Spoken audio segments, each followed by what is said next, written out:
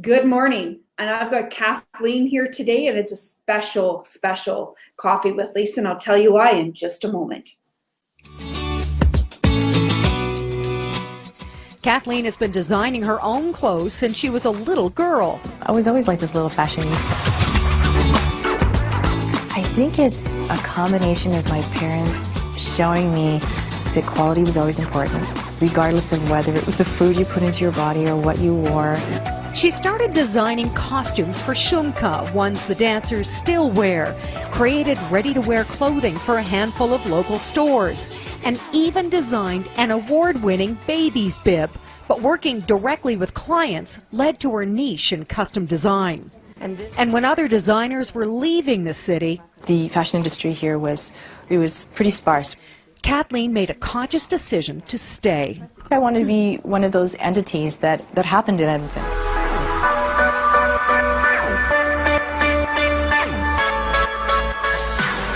Kathleen has also found a perfect fit with Edmonton's Down Syndrome Society, where her designs share the stage at the annual fundraiser. When a person comes up to you and said that their daughter got off the runway and they've had the same sense, that's like, okay, well, that dress was more than just a dress. That personal connection is the thread that's woven into every Todoruk design. All these beautiful aspects, because women are often not complimentary to themselves. We're pretty tough on ourselves. So, you know what, it doesn't matter on your shape. It's really about what's going on up here and in here.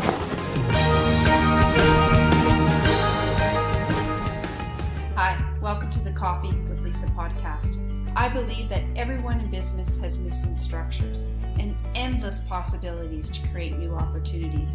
The challenge is most don't know how to leverage the relationships for a win-win. I believe that your relationships will make the difference in the results you'll achieve, the impact you will have, and the speed in which you will make opportunities happen. I believe that you can see things through, but you often struggle to see through things. I'll make the invisible visible, the complex simple. Because of these beliefs, I created the Coffee with Lisa podcast and have invited the best experts to join me and share their experiences and knowledge with you so you can move faster and gain a competitive advantage in life and in business. Well, welcome, Kathleen. As I was telling you before, it is an absolute honor and privilege. I've followed your career for some time in the shadows, and to have you live with me is just an absolute honor. So thank you very much.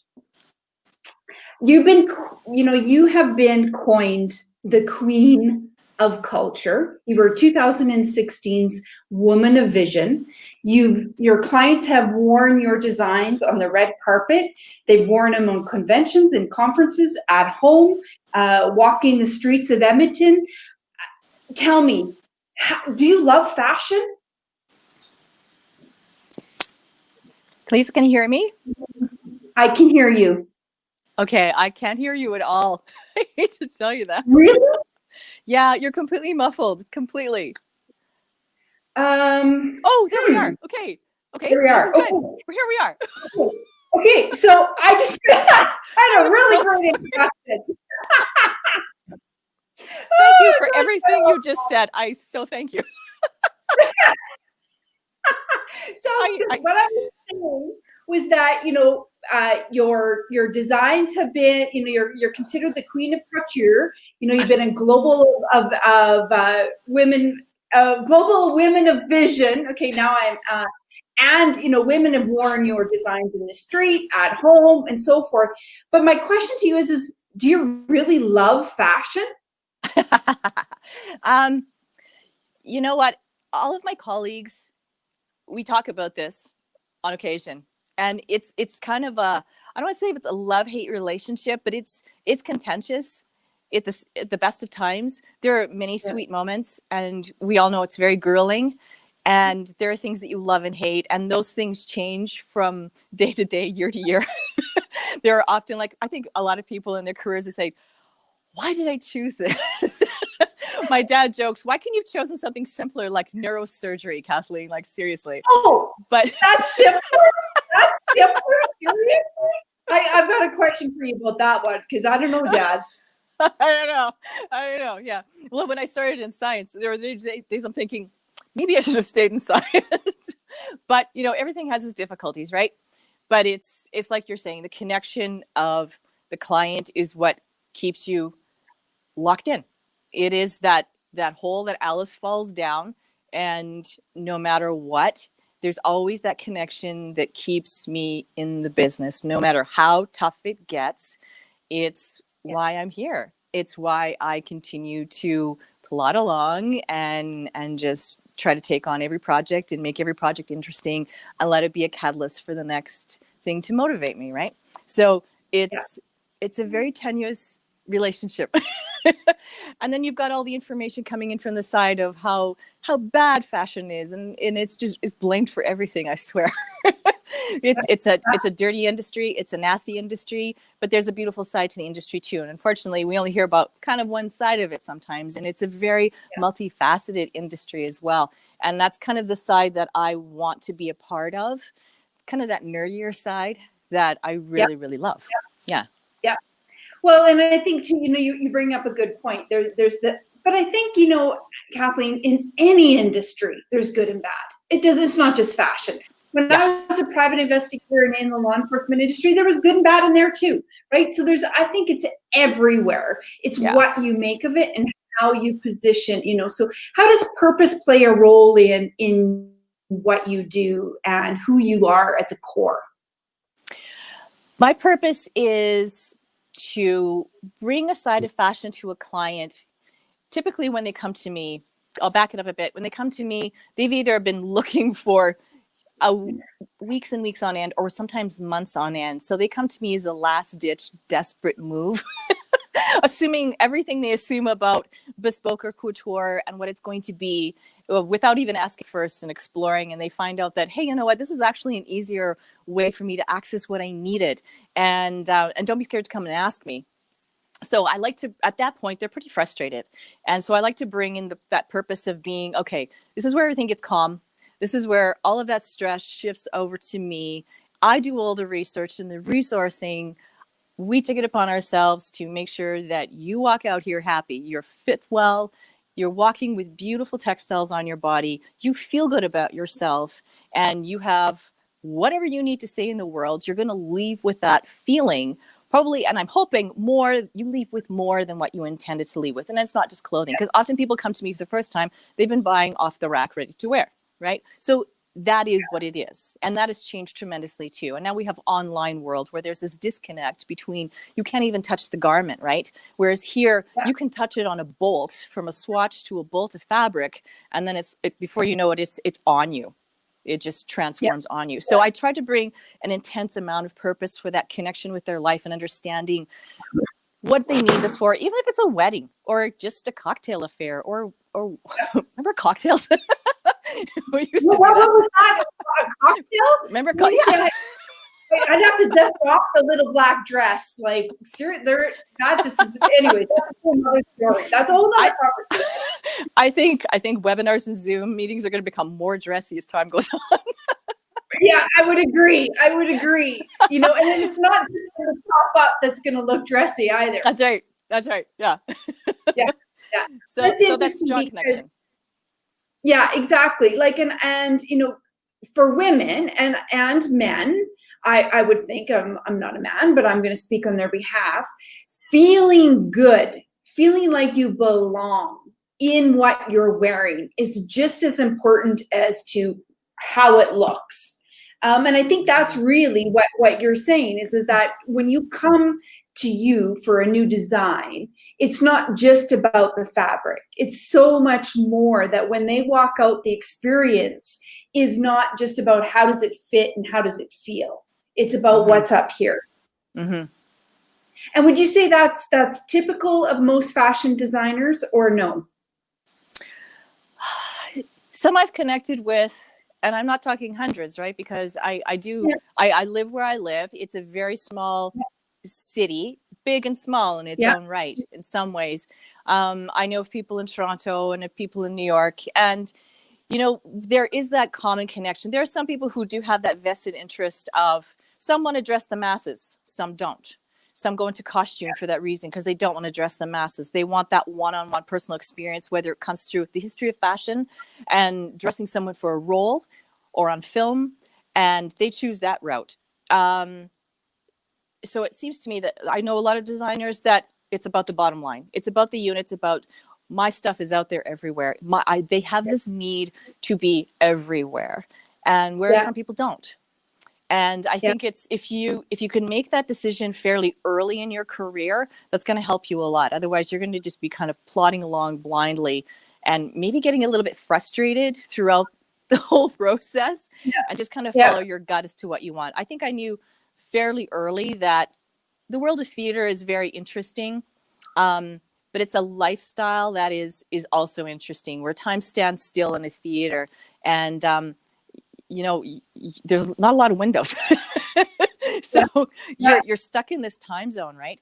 If that's a world for you, that's cool. I don't know if I could do that all the time. Film sets, that's another thing. It's another different world too. So everybody I've talked to, I know it's different. From the research that I did, and correct me if I'm wrong, but you started creating costumes. That's really where because you were doing a lot within the Ukrainian community for the Shumka, correct? Yeah. Is that where you started, Kathleen? Or where because I read you went to university here at Edmonton at the U of A, and then immediately afterwards, according to your LinkedIn profile anyways, you started your company. So was there any in between at all? Or was it just straight to entrepreneurship and hit the ground running? You know what? It was funny that I knew I wanted to design, and costume was really interesting to me at that moment because I was a Ukrainian Shumka dancer.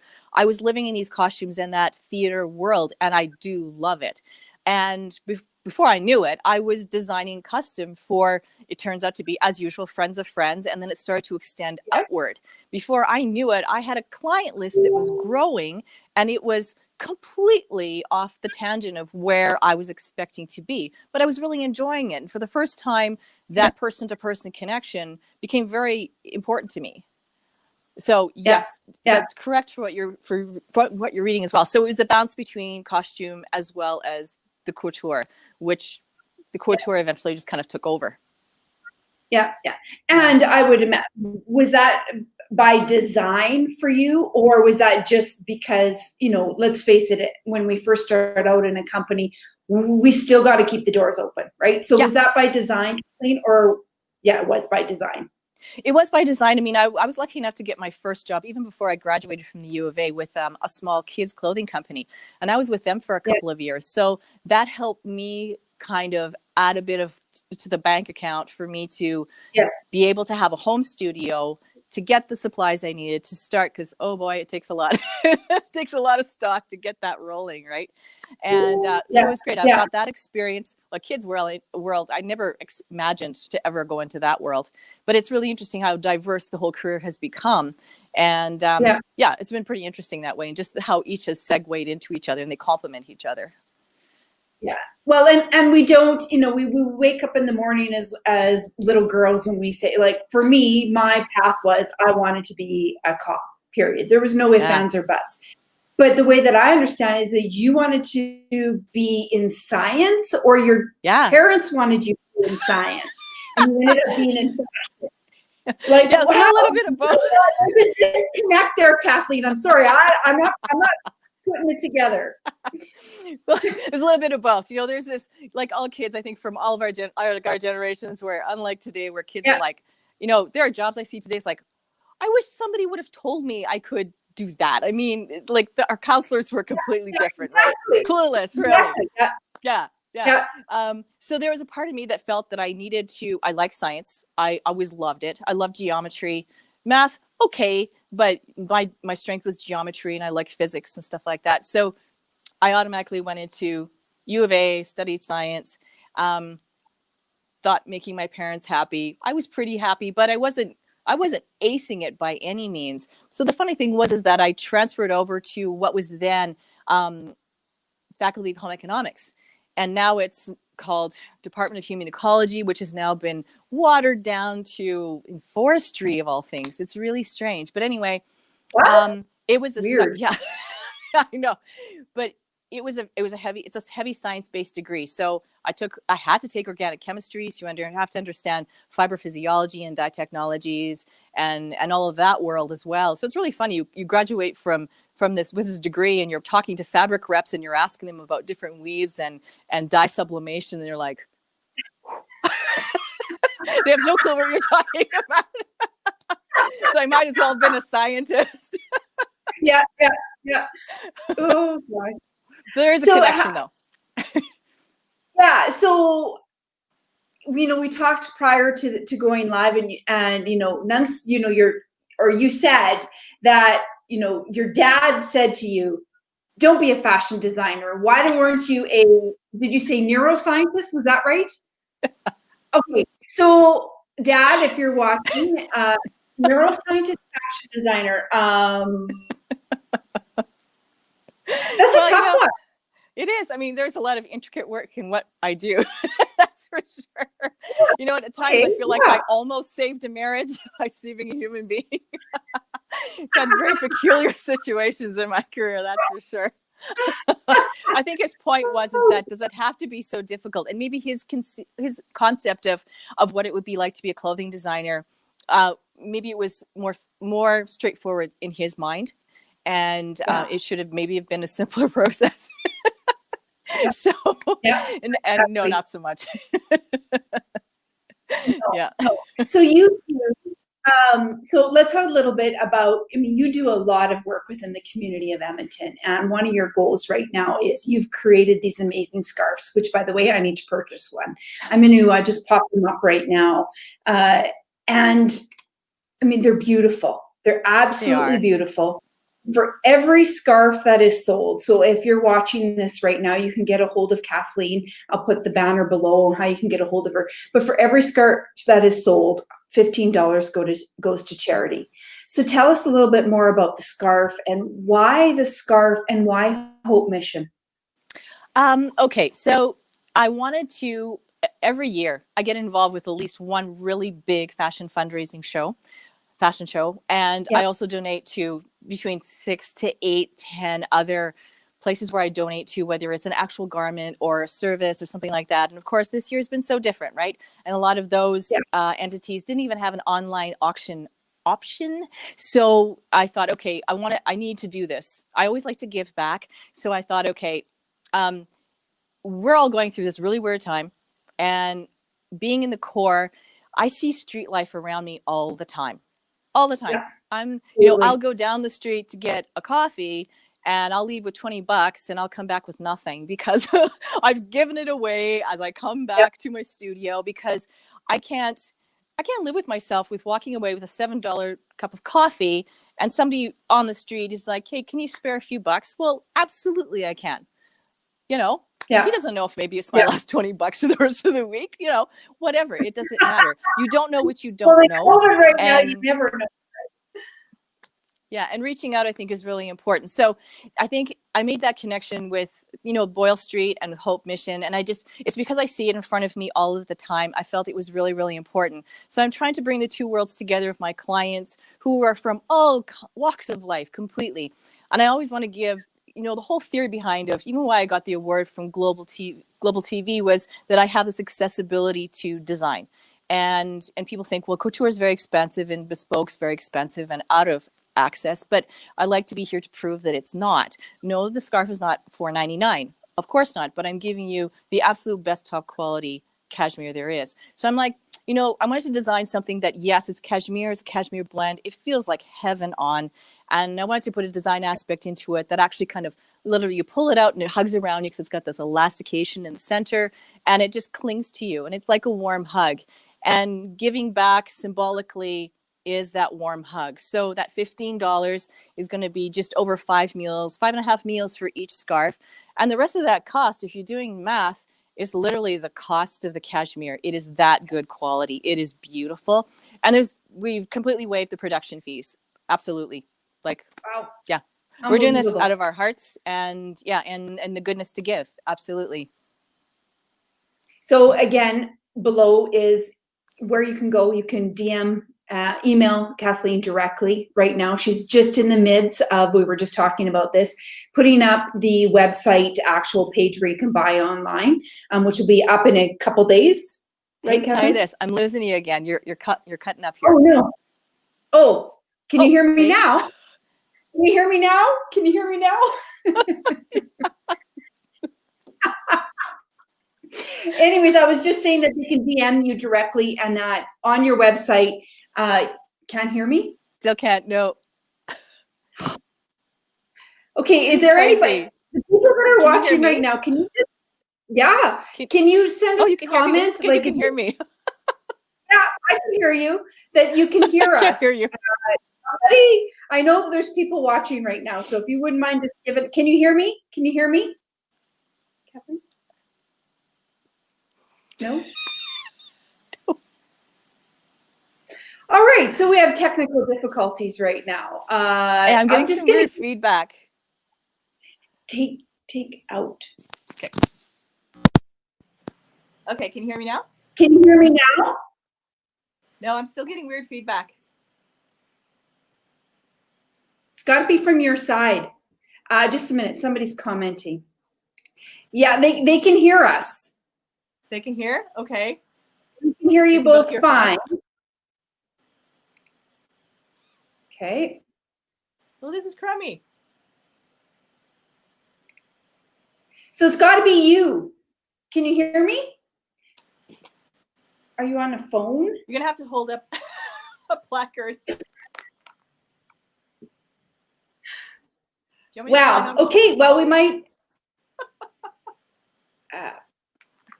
Need to put it on a whiteboard, maybe. I can hear you both. You can hear us both. This is crazy. I have a brand new iPad.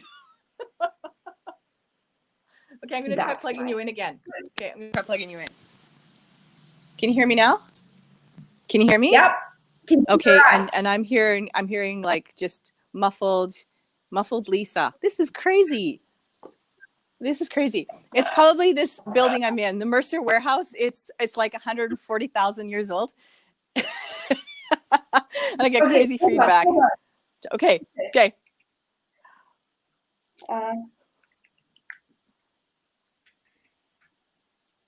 This is crummy. Sorry, guys. To everybody who's listening, I appreciate your patience.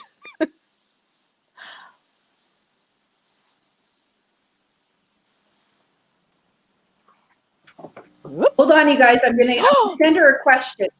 Yes. Are we back? Yes, we're back. Okay, good. All right. Okay, sorry. Perfect.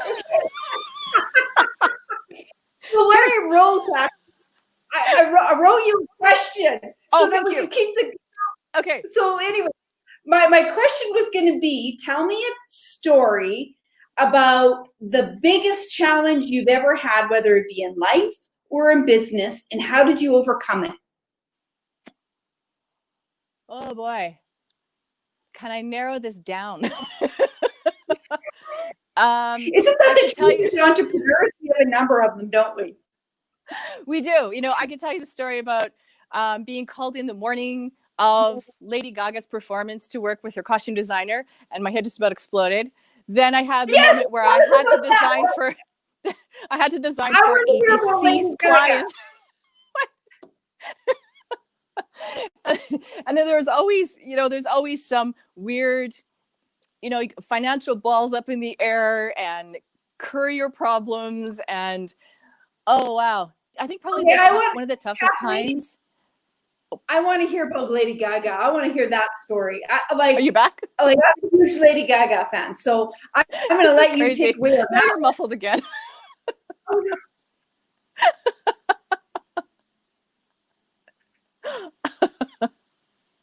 I feel like I kind of hexed this whole thing. Okay. Lady Gaga story. Okay, go. Okay. So I have a direct contact within the Oilers Entertainment Group. And I was just kind of trying to find my Zen moment one morning. And I get a text message from this person inside. And they said, Lady Gaga's team would like you to come on board today. And I'm like, she's got people. You're kidding me, right? She's like, no, I'm in a meeting right now for security and I can't talk to you. I'm like, yeah, whatever. So like 15 text messages later, she's like, you need to be at the door on the west side in 10 minutes. So before I knew it, I was in the door, security on me, and I was in the back bowels with Lady Gaga's team, and I met her clothing designer, and we were 13 hours into it. Like, it was insane. So I didn't get to walk out to see her until it was like 10:30 at night. I had been in there working with Michael Velasquez, and who had worked on Madonna's Rebel tour, and he was just so cool and so interesting to be around. So I'm like, dude, whatever you want me to do, I am yours. This is the craziest. So for people who think that you've got to be in a big city to have big experiences, they're dead wrong. Completely wrong. I am proof of it. Can you hear me now? I can. It's better now. Thank you. Better. Yeah. Okay. Yeah. That is, you know what? And thank you for that story, because I think, as Edmontonians, right? Most people think that, oh my God, you got to go to New York and Milan and Paris and all these fancy places. And look here's a proof in the pudding that you don't have to. Right out our backyard is an amazing story of, collaboration. And so did that ever lead to anything else for you, Kathleen? No, it didn't really. I mean, it led to an experience that it just proved that, all those stressful times I had prior to with super demanding clients, not all of them are like that, but the bigger you build, the more demanding they become. And that makes sense. Yeah. But you become into this familiar state going, okay, I can handle this. And it was almost like this moment of realization, affirmation that, okay, I'm clearly at a level where somebody thinks that I'm good enough. And maybe it's a creative thing that we always need that affirmation. I know I kind of do every once in a while. I think that's why we do shows. That's why we do fundraisers, because somebody acquires your pieces and it makes them, happy, whatever that happiness is. Right. So, yeah, absolutely. Yeah. And I knew nothing would ever really come of it. And hey, there's no concerts happening now. Who knows? But you never know where something can take you. And I can tell you 1,000 stories about situations like that, which I'm sure you can too. You just never know. And I think that's why it's really great to be able to bring joy and some kind of purpose to people's lives, because they remember that. And I just want to treat people the way they treat me, which is usually in a pretty nice way. Yeah, absolutely. Well, and it's funny you say that, because I am the firm believer of actually not the golden rule. I'm actually a believer of the platinum rule. And the platinum rule says treat others the way that they'd like to be treated, not the way that you'd like to be treated. Because I'm a pretty direct and lots of times kind of a no bullshit person. And not everybody likes that, right? Like not everybody likes it right between the eyes, so to speak. Yeah. So I think, you bring a really great point that, we have to be kind, and especially now. So the biggest challenge currently right now for you, I mean, the fashion industry, retail is absolutely changing at an astronomical lightning speed. So what is in store for the future of, now I'm hoping I'm going to say your name. Uh-oh. Oh my gosh, you're cutting out. Yeah, type it in. Okay, hold on. Sorry. We're going to the old-timey keyboard now.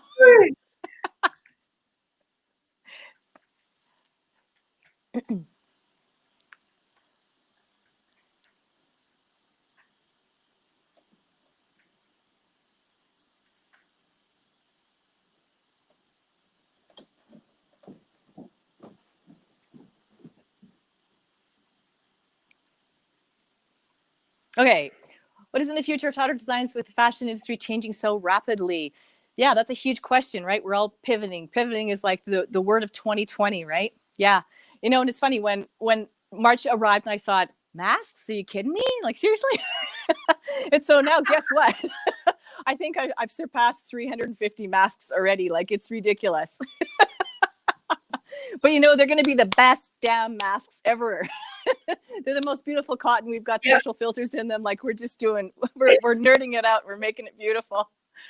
But it's also understanding how to be that online presence, which I never really did before, and that online store. And now I'm rethinking. I used to design for ready to wear, and I used to be in a whole bunch of stores, small boutique stores. So it's getting back to understanding what people are after. And I think we're dressing more casual, but I don't think people are going to, as much as they joke about being in leggings all the time, you don't have to dress up anymore. people still want to feel nice and they still want to feel good. And why not put them in nicer textiles, in that really cozy sweater, or those, paper bag pants that don't necessarily have to be out of some kind of sad textile, right? Because you're still a human being and you still want to feel valuable to yourself, and you still want to be wrapped in something that feels as good as you do, right? And it's not always about luxury either. A little bit, yeah. Can you? Okay. Yep, a little. All right. So I'm going to play a game. I'm going to ask you Oh my God, a question. again. Okay, question. Okay. The word nurture means what to you? For me, it's daily personal development, professional development, so that I can help my clients develop past the point when they leave my studio. I see so many people come in with so many personal, physical, and mental restrictions. And it's funny, over all this time, I can almost see it instantly. I can tell when a woman is not thrilled with how she looks. And I'm like, hey, are you healthy? That's all that matters, right? Your body is just a bunch of numbers to me. My job is to cover that body in a way that accents all the beautiful things, because there are things that you love about yourself, and I just make them tell me what it is. You got to bring it out of them. So I want to be able to nurture how I think about how I use textiles and how I put them on the human form, that actually nurtures how you continue your day. And every time you pull that out of your wardrobe, something I've done for you, that it nurtures you in some way, whether it gives you confidence, it makes you feel good. It's a soft textile, it's a breathable textile, it's a sustainable textile. It's all of those things that come to meet your needs, because everything that we pull out every day, from the coffee cup to your shoes to everything we pull out to go on our day, there's a significance behind it. Subconsciously, most of us don't even realize that, but it's all really, really important. So that's what nurture is to me. Okay. Can you hear me? Yeah. We've got Esther and Jim and Larry. We've got, so Esther was my old grade 1 school teacher, and she's on here. That's cool. I just wanted to ask you, peanut butter and bananas. Yes. Love them. What does that mean? I know you're cutting out. Okay. Oh, shit. You're cutting Can you out. hear me? Okay. Okay. We're back to typing, folks. Everybody's been so patient today. Oh my gosh. I know. Okay. What does belonging mean to you? Go. I often feel like I don't belong in the industry that I'm in, because I don't strive to be on that Vogue cover. I don't strive to be dressing millions of people. So that's what a lot of people think fashion is. I strive to be a part of a person's tiny pocket of their personal life. And that's where I belong. And that's where I feel like I'm connected with another human being. And I think if it was flip side, if I was big name, how much connection would I have? Does Ralph Lauren really care that his jeans feel great on somebody? Will he ever know? Just because of sales, he'll know. But will he know if they were worn twice and gone to consignment? And I know that my stuff is built on longevity and purpose and that story, no matter how corny you might think that is. But to a lot of people, that's super, super important. And I think that's why I've had so many return clients over, oh my gosh, so many years, 15, 20 plus years, that they had that connection. And my purpose behind all of it and building just for them, and it's all about them, has been a really great experience for them. Wow. Can you hear me? No? Can't hear me?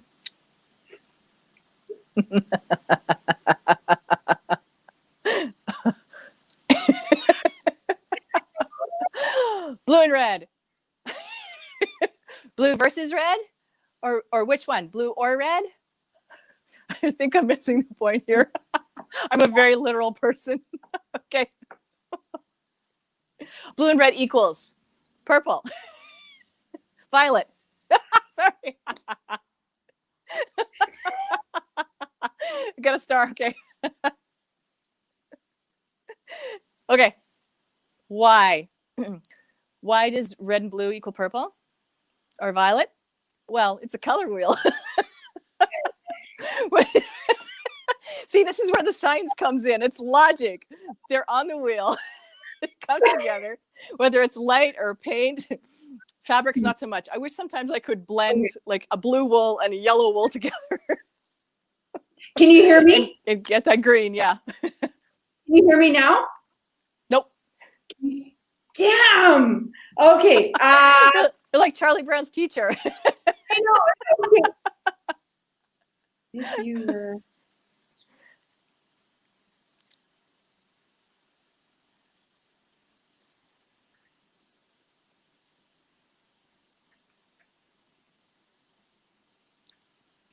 And the question is, okay.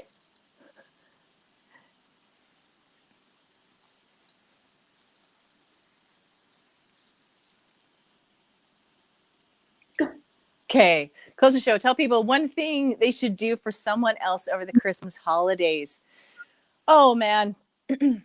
Just be with each other. You know, just forget about the stuff. Forget about Black Friday. We don't need more stuff, right? Slow fashion, slow food, just slow down. I think there's the one big thing about COVID is that I think it's taught a lot of people that just appreciate each other and just show gratitude and just tell people how much you appreciate them, because life's short, right? And it's not about stuff, and just spend time with each other, even if it's on Zoom or whatever, or FaceTime. Just do it, because you got your health, and if you got the people around you, you've got it all. Absolutely. Well, Kathleen can't hear me, but I'm thanking everybody. We've had some technical difficulties on her side, but thank you very much for joining us today, Kathleen. And thank you. Thank you. After. Okay. Thanks.